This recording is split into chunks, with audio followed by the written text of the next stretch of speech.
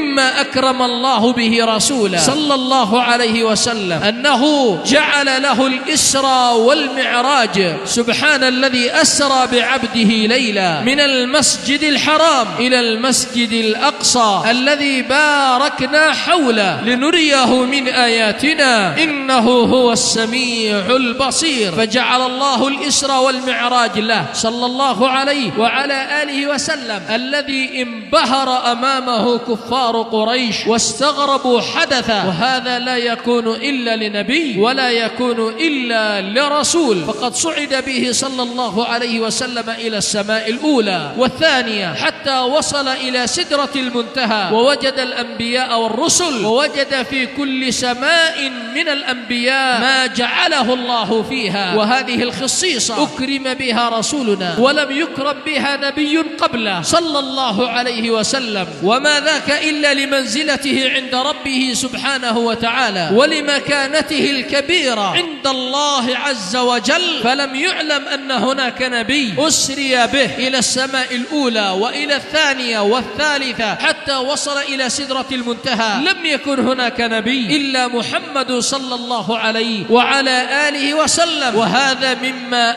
أكرم الله به رسوله صلى الله عليه وعلى آله وسلم.